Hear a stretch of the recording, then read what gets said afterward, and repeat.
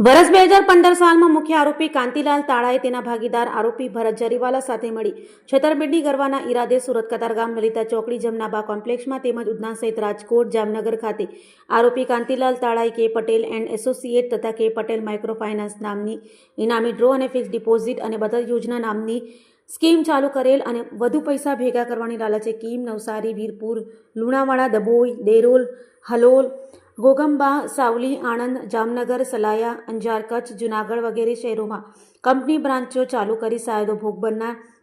થાપણદારો પાસેથી ઇનામી draw fix deposit બચત યોજનામાં રોકાણ અને ઇનામ આપવાના બહાને લાખો રૂપિયા ભેગા કરી શાહેદો ભોગ બનનાર થાપણદારો અને છેતરપિંડી આચરી કોઈ તેનો સંપર્ક ન કરે તે માટે મોબાઈલ ફોન બંધ કરીને ભાગી ગયો હોય જે અંગે કતારગામ પોલીસ મથકમાં ફરિયાદ નોંધાઈ હતી તો આરોપી પોલીસ પકડથી બચવા ગુજરાત છોડી બાવો બની ગયો હતો જોકે તે હાલમાં પિતાની સારવાર માટે આવ્યો હતો અને મંદિરમાં રહેતો હોય જેની માહિતી મળતા ક્રાઇમ બ્રાન્ચે આરોપી કાંતિલાલ ઉર્ફે કિશનગીરી રણછોડ તો તાળાને ઝડપી પાડી સળિયા પાછળ ધકેલી દીધો છે।